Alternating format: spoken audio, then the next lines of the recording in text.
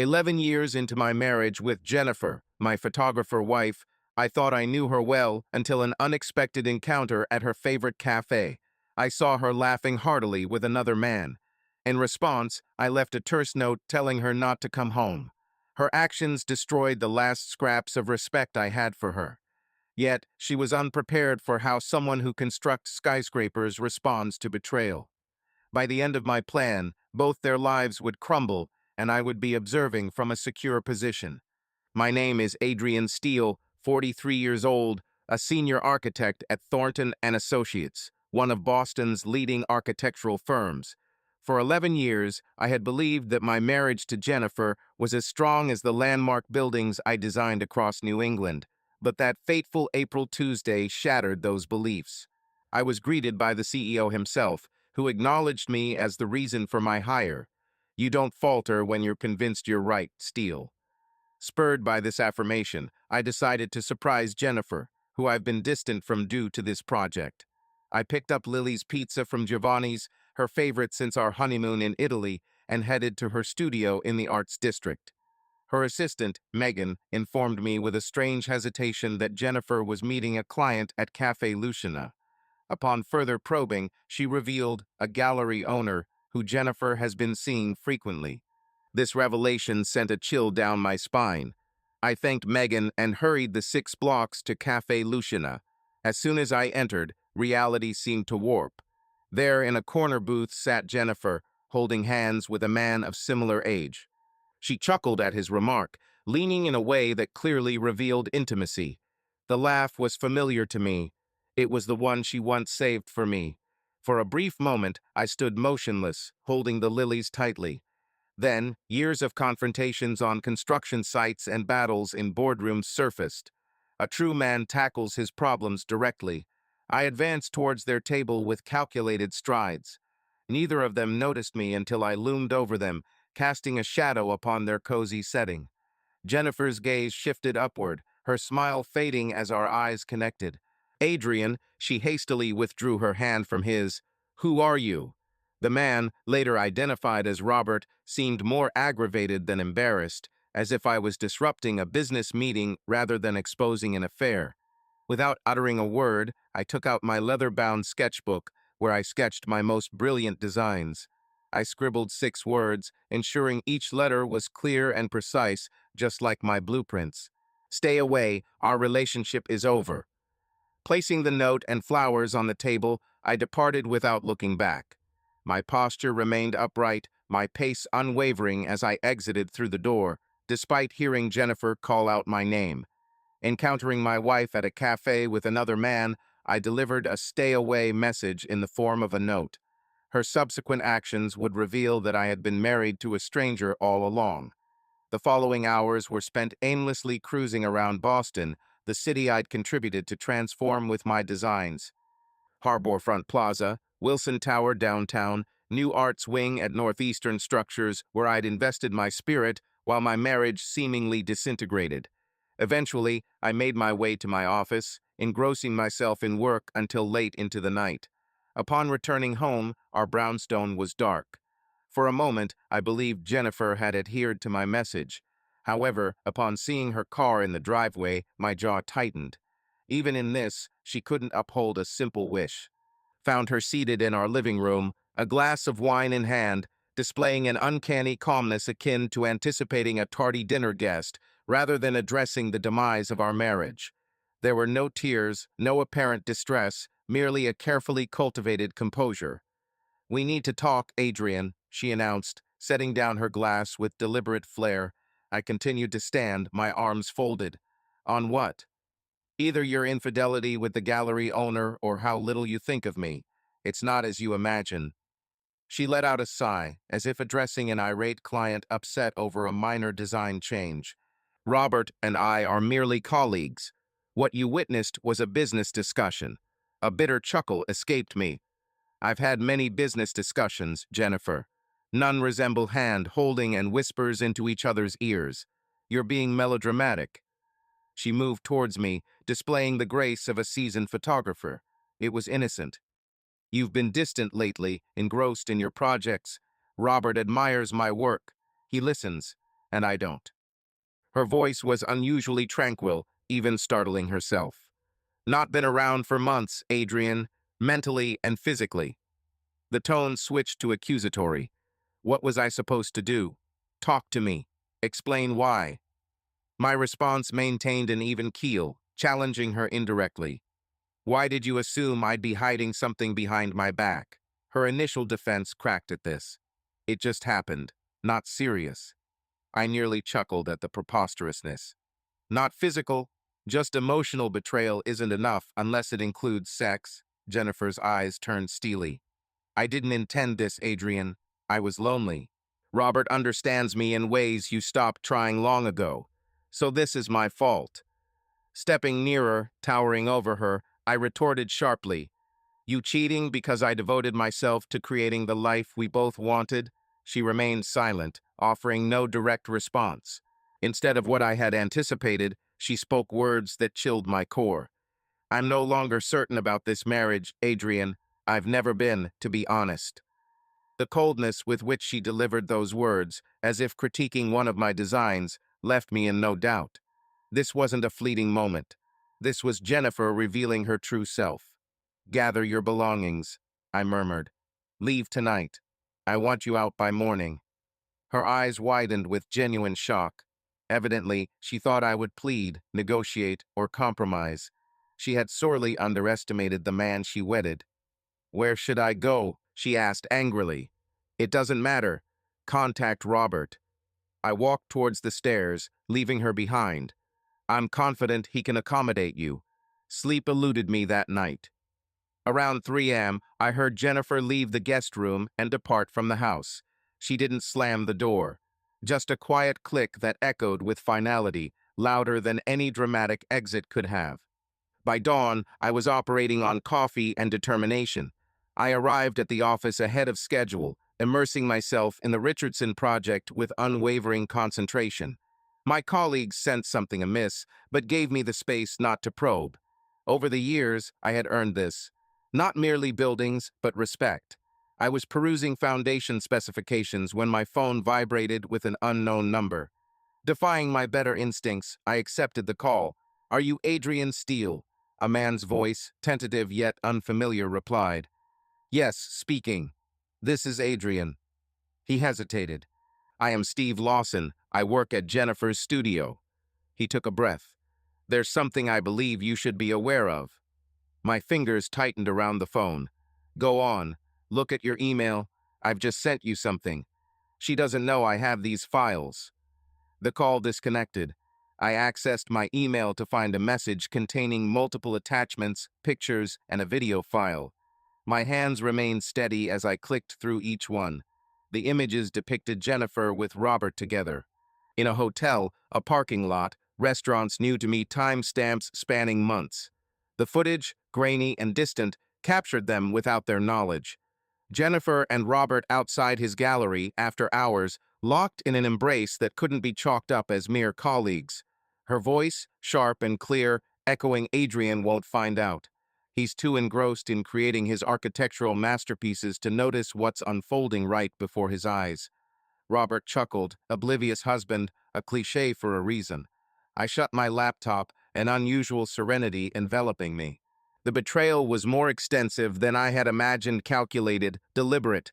This wasn't a fleeting lapse, but a prolonged web of deceit. I called Steve back. Why are you showing me this? His tone was hushed. Because I was in your shoes 6 months ago with another woman, the same tale. Nobody revealed the truth until it was too late. How long have you known? A while. In the studio, she's far from discreet. Everyone's aware. I'm sorry, buddy. Following our call, I remained unmoved, pondering this fresh truth. Jennifer hadn't just breached our marriage vows. She had ridiculed it, ridiculed me, turning me into a joke shared with her lover and coworkers. Throughout my career, I've constructed structures meant to endure time and the elements. I applied the same principles to our union, convinced it was equally sturdy, equally robust. I erred. One solitary night in our home, I made a resolution. This wouldn't crush me. I'd weathered professional setbacks that would have devastated other architects.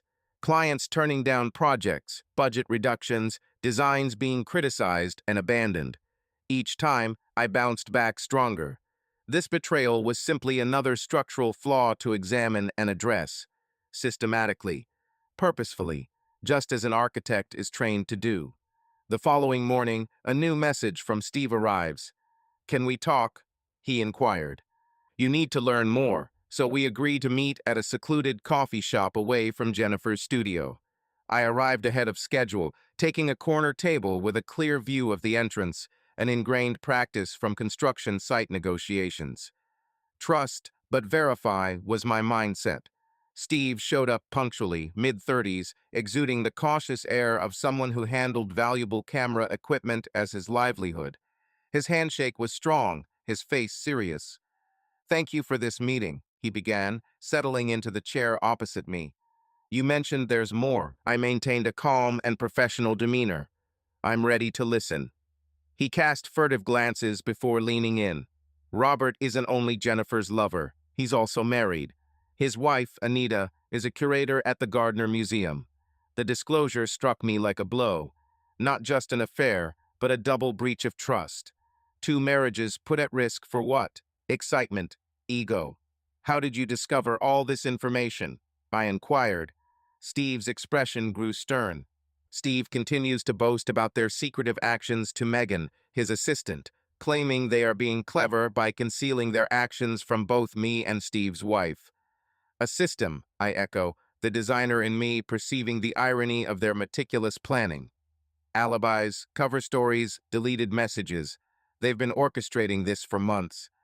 I nodded slowly, taking it all in. "Why are you revealing this to me, Steve? We barely know each other." He looked into his coffee cup, a mirror of my thoughts.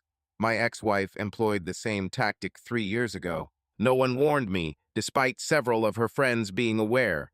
By the time I realized what was happening, her boyfriend had already moved into our home while I was on a business trip. He lifted his gaze to meet mine. Nobody deserves that kind of humiliation.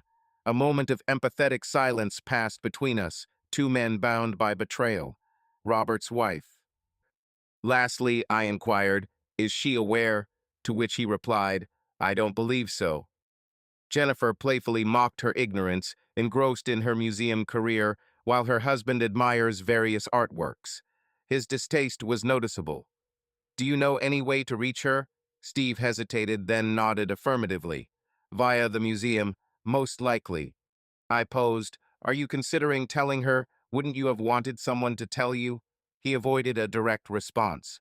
Instead, he extracted his phone, displaying me further proof screenshots of text exchanges between Jennifer and Megan discussing rendezvous points, alibis, and private jokes about me.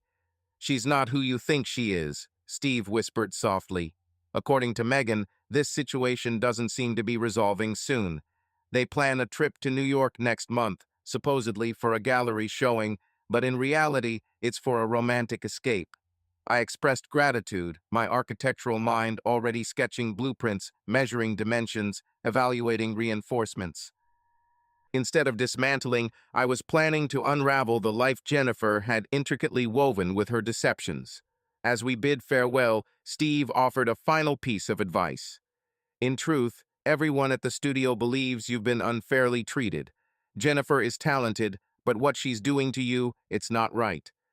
I acknowledged with a nod and handshake, marching purposefully away. I had layouts to draft, plans for accountability. Jennifer messaged that night, "I need to pick up more of my belongings tomorrow. Will you be home?" I scrutinized the message, finding no remorse or admission of wrongdoing. Characteristic of her. Her life revolved around her own convenience. "I'll be home at 6. I responded curtly, "Hurry up." Then I started preparing. I reproduced every photograph, screenshot, and transcript Steve had supplied, neatly arranging them on the dining table. The same table where we celebrated anniversaries, hosted guests, and planned our future. I placed copies of Robert's social media accounts, featuring numerous images of him with his wife at art exhibitions and charity functions, on display at work. The following day, I found myself remarkably attentive, despite a lack of rest. My coworkers observed this transformation, assuming my newfound vigor was related to the Richardson project. In truth, I was readying myself for an altogether distinct renovation, restructuring my life from its very roots. At 5:30 p.m., I left for home, making a detour to procure a bottle of scotch, normally saved for project conclusions. This instance certainly warranted it. Upon reaching home, I found Jennifer's car parked in the driveway. She was in our bedroom, packing designer attire into a suitcase, having used her key despite my clear communication that she wasn't invited. "You're early," she remarked without looking up. "This is my house." Her expression flickered at my tone, but she persisted with the packing. "I must collect my jewelry from the safe." "Very well." Observed her actions, self-assured, arrogant, as if the dissolution of our marriage was a trivial issue. When she eventually spoke directly to me, her countenance was calculated. "Adrian, I suggest we discuss the house," she began coolly. "I've invested much effort into its interior design, and the legal team will manage that." I interrupted her. "However, prior to your departure, there is something I wish to share with you in the basement." Her brow furrowed with wariness, but curiosity prevailed. She accompanied me to the dining room where my display was prepared. Upon seeing the table, she halted. My photographer's work, the sequence of images narrated her infidelity systematically, labeled with dates and locations. "What is this?" she questioned, her voice no longer composed. "Evidence," I answered casually, pouring myself a scotch. "I am an architect, Jennifer. I advocate comprehensive planning and concrete proof." Her shock morphed into fury. "Were you monitoring me, spying on me? I didn't need to. You made it clear enough for your peers to see. One of them has a conscience, apparently. Reflect on that." She glanced around the table at the photos of Robert with his wife. "This is an invasion of privacy. Those are intimate moments. So is our marriage." I took a leisurely sip of scotch until you turned it into a spectacle for your lover and colleagues. Her complexion pale, she questioned me. "What will you do with these images?" I shrugged. "I haven't made up my mind yet." But Anita might be intrigued by her husband's extracurricular activities, wouldn't you agree? Fear trembled in her voice. "Why wouldn't I? I didn't hesitate to ruin our marriage. Why should I spare Robert now?" The mask of calmness Jennifer had built crumbled. She was no longer in control, and the realization struck her like a tangible blow. "Gather your belongings," I said softly, "and hand in your key." That night, Jennifer left, shattered and disheveled. Adrienne took great pride in shaping narratives through her photography within our social group and in her marriage. Seeing the meticulously arranged proof of her infidelity left her disoriented, as planned. Upon her departure, she poured another scotch and typed an email to Anita Collins, Robert's wife. The message was straightforward and concise. "I possess details about your husband that you ought to be aware of. Are you open to discussing them?" I attached a single image, no explicit content, merely Robert and Jennifer exiting a hotel, along with my phone number. I sent it before second thoughts set in. A man confronts tough circumstances head-on, not by evading them. The reply came sooner than anticipated. The following morning, an unknown number called Adrian's phone. "Is this Adrian Steele?" A woman's voice, calm yet cautious. "Yes, this is Anita Collins." I received her email, and there was a moment of silence. "I propose we meet today, if convenient." We set a rendezvous at a serene cafe distant from the museum and Robert's gallery. I arrived ahead of time, claiming a secluded corner table. Anita arrived promptly, a tall, composed woman with a curator's sharp gaze. She exuded grace, but her tense shoulders betrayed her. "Thank you for this encounter," I greeted, offering a firm handshake. She acknowledged me with a nod, her eyes unwavering. "Your email was hardly discreet, Mr. Steele." "Call me Adrian," I replied, and I felt openness was more essential than being coy at this juncture. A hint of a smile graced her lips. "You make a point." She settled down, positioning herself with deliberate poise. "So, you're Jennifer's spouse, soon-to-be divorcee." I clarified. She scrutinized me closely. "How long have you been aware?" "A week now." I held her gaze steadily. "You For months, I had my suspicions. Her confession took me aback. Robert isn't as shrewd as he believes. Nighttime gallery sessions, enigmatic business voyages, unexpected phone encryption. She tilted her head. As a curator, Adrian, it's in my nature to observe minutiae. Why haven't you addressed his actions? She sighed. I required proof, not conjectures. My father was a lawyer. He drilled into me the importance of being battle-ready. I spread images from my portfolio on the table. Is this enough to prepare for conflict? She scrutinized each one carefully, her grip tightening around her coffee cup, though her expression remained unchanged. Yes, she replied eventually. This is thorough. There's more. I admitted. Text messages, emails, videos. A fellow colleague from Jennifer's studio furnished them. Anita arched an eyebrow. A conscientious individual, not common these days. Precisely my thoughts. She collected the photos neatly, her actions deliberate. What are your intentions, Adrian? To preserve my marriage with honor remaining. Anything else? I shrugged. I'm undecided. She nodded solemnly. If I were to suggest a plan to you, listening, it seems they believe themselves so superior, manipulating and amusing themselves while we're left in the dark. Steele spoke up. I propose we reveal their error. As she detailed her strategy, I recognized a fellow builder of enduring structures, one who prioritized honesty, one who refused to be a victim. By the time our coffee was finished, we shared an agreement and a plan of action. They underestimated both of us, Anita remarked as we parted. For the first time in days, I felt a drive towards progression. This isn't merely revenge, it's about responsibility. Anita's scheme was admirably straightforward. She invited Robert to lunch at an upscale eatery near the museum, a place they usually celebrated anniversaries. I arranged for Jennifer to inadvertently witness our gathering there, and Steve lent a hand by hinting to Jennifer that I had been spotted with an appealing woman at Bellini's. Just as predicted by Anita, Jennifer's curiosity led her to our conversation. I observed her walking into the restaurant moments before Anita and me were deeply engrossed in a discussion.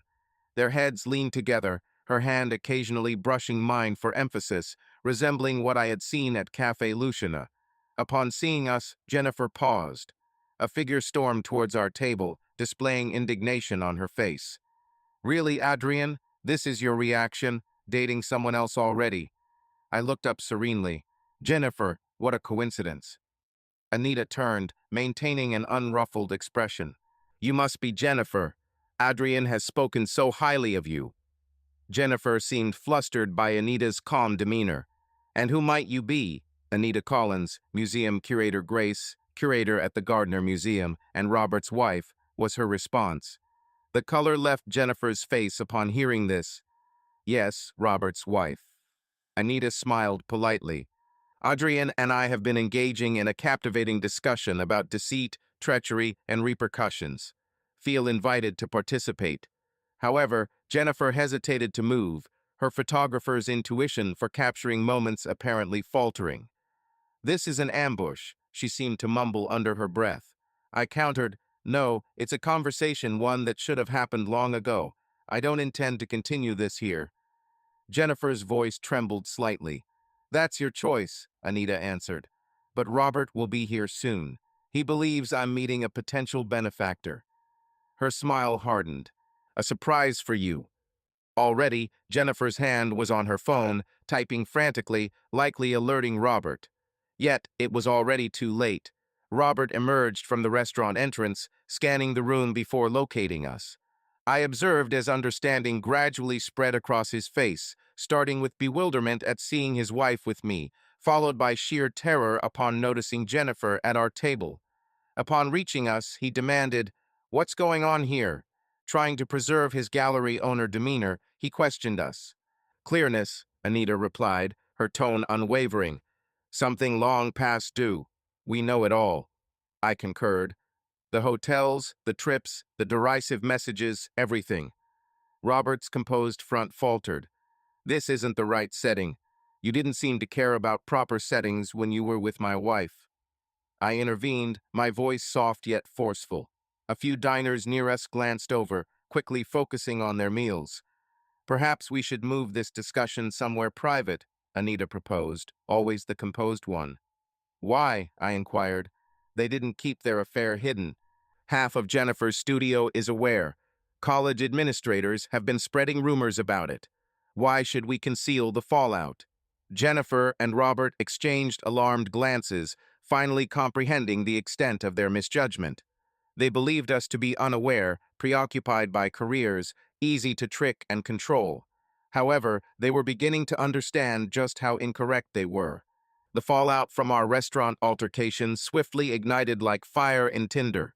Robert and Jennifer departed the restaurant individually, each invoking a spurious emergency, he at the gallery, me with a client meeting. Our explanations were thinly veiled, fooling none. Anita and I persisted with our lunch, displaying an extraordinary level of decorum given the recent events. We exchanged contact details, vowing to stay informed about any subsequent developments. I anticipated Jennifer's retaliation would be swift, and it was. My phone filled with accusatory texts that night. How audacious of you to corner me like that. Is this your notion of maturity? You had no right to involve Robert's wife. I chose not to respond, further fueling her wrath. The following day, she stormed into my office, pushing past my assistant in defiance of her protests. You've overstepped the mark, Adrian, she seethed, shutting my office door behind her. I remained seated, calmly focusing on the Richardson plans. Have I? Have I merely responded suitably to your treachery, and now you claim I'm attempting to wreck your life? Your voice echoed with intensity, a calm demeanor usually reserved for clients nowhere to be found. I reluctantly lifted my gaze. No, Jennifer, I'm just ensuring you bear the repercussions of your decisions, something you didn't seem to foresee. Clearly, this was not part of your plan. What do you want from me? Her voice quivered with desperation. Nothing. The frankness of my response appeared to unnerve her. I don't ask for anything from you anymore. She drooped into the chair opposite my desk.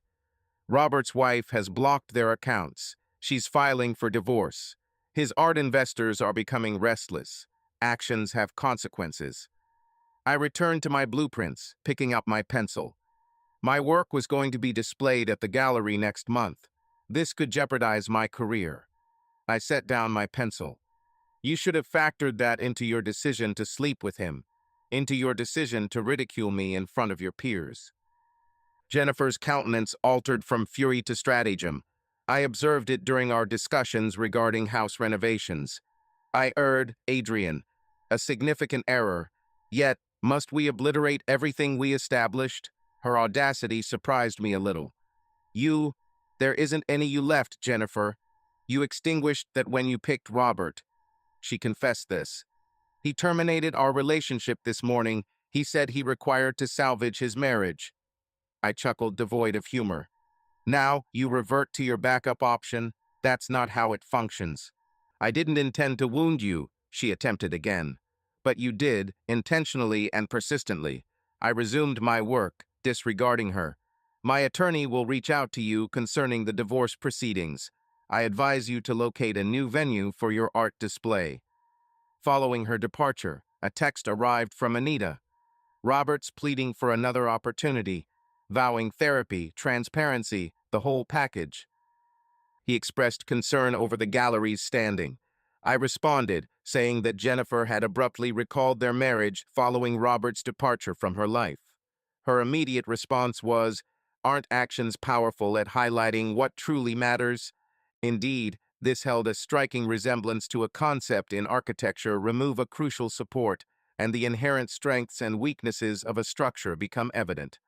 The subsequent days saw an overwhelming tide of reactions. Friends and acquaintances picked sides unexpectedly, drawing lines I hadn't foreseen. Unsurprisingly, some defended Jennifer, claiming my reaction had been excessive or uncalled for. Claire, an old design associate, phoned one evening, "Adrian, I've heard about the situation with Jennifer and Robert. Aren't you thinking public shaming might have gone too far?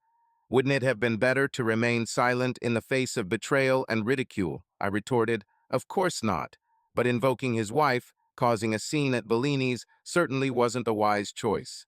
She showed hesitation. "It appears retaliatory. Accountability isn't retaliatory, Claire, it's essential. The conversation concluded uneasily, another victim of Jennifer's deceit. In the meantime, the repercussions in the professional world escalated. Robert's Gallery investors convened an urgent meeting, worried about a potential scandal jeopardizing their investments. Jennifer's exhibition was put on hold indefinitely. A major client of my firm, who collected Jennifer's photography, discreetly handed over their project to another architect, citing personal disagreements. Jennifer persisted with her efforts at reconciliation, sending increasingly urgent messages. Adrian, I beg you, we need to talk. This is tearing apart everything I've worked for. Can't we at least have a civil conversation about this? I stood firm in my stance, the same resolve that had earned me professional respect. No response was needed. Anita kept me informed about her predicament. Jennifer shifted to a hotel, urgently attempting to rescue her marriage and gallery. Despite her determination to divorce him, she was tactically working to secure her financial position. Occasionally, we met for coffee, discovering mutual interests beyond our shared deceit. She comprehended the architectural fundamentals underpinning my work. I valued her discerning curatorial vision and authenticity. A month after our confrontation, she messaged me. Today, Robert's Gallery board demanded his resignation. It seems that sleeping with photographers whose work you represent breaches professional ethics. Who would have thought, was my response. Jennifer lost her studio lease. The landlord's wife, it seemed, was acquainted with her assistant Megan, who divulged a surprising tale. In an unforeseen turn of events, Steve from Jennifer's studio contacted me about possible collaboration. In Steve's photography of architectural settings, potential was evident. Simultaneously, I was developing a book exploring the bond between construction and surroundings. It was invigorating to construct anew from the embers of deceit. For the first time since uncovering Jennifer's infidelity, I sensed the weight lifting. I had confronted the structural collapse, evaluated the wreckage, and was now crafting something robust, genuine, a life grounded in sincerity instead of deception. 6 months post-discovery of Jennifer's betrayal, I found myself in my renovated lounge, appreciating the transformations. Discarded were the artworks meticulously chosen by Jennifer, supplanted with architectural images from Steve's collection and suggested pieces by the up-and-coming artist Anita. The divorce proceedings moved swiftly as soon as Jennifer understood I was unyielding. My lawyer threatened to demand half of our house, but backed down when confronted with evidence of her affair and the damage it could inflict on her reputation. I immersed myself in the Richardson Museum project, generating some of my finest work. The client acknowledged, Adrian, these designs are distinct. They're braver, more authentic. He was correct. Overcoming betrayal had eliminated pretense, leaving only the genuine. Applying this lesson to architecture, I designed spaces that were truthful in their intent and design. A text from Anita buzzed on my phone. Art exhibition tonight. Need an extra guest. Are you interested? We'd grown a surprising friendship over time, occasionally dining or attending gallery openings together. There was no romantic involvement. We were both too vulnerable for that, but something equally significant, a mutual respect and comprehension. I replied, I'll pick you up at 7 later in the evening. While touring the gallery, Anita pointed out a sign near the entrance. New Management and Artistic Installment by Megan Lawrence. I raised an eyebrow, as it was Steve's girlfriend, Jennifer's former assistant. Anita nodded, a faint smile on her lips. She appears to be quite gifted, she said. Robert's former investors were impressed with her vision. Life has a knack for rearranging itself. Changing the subject, Anita mentioned, I received Jennifer's wedding invitation yesterday. Wedding, that was quick. It's a Robert. She clarified, a photographer she met at a Miami convention. The invitation seemed deliberate. I chuckled. I got one too. Straight to the trash bin. You're not interested in Jennifer? No. As we continued through the exhibition, it struck me how true her words were. The resentment had subsided, leaving behind something more akin to apathy. Jennifer no longer consumed my thoughts. She had transitioned into a lesson experienced, not a wound rekindled. During dinner later, Anita emptied her glass. To unforeseen allies in challenging situations, I tapped my glass against hers. In reference to constructing something improved from the ground up, she observed me contemplatively. Indeed, you've moved on, haven't you? I responded concisely. When a structure crumbles, one doesn't dwell on its collapse. One learns from it and constructs something more robust. While driving home that evening, I pondered over the previous 6 months' journey. The betrayal had come close to shattering me. Yet instead, it had exposed strengths I wasn't aware of. The pain was genuine, the anger understandable, but they no longer shaped my identity. I had conceived and erected a new life. One with sturdier foundations, cleaner lines, and more sincere connections. A place where I no longer speculated about Jennifer's activities or why she chose to deceive me. It dawned on me that this was the most authentic way to progress.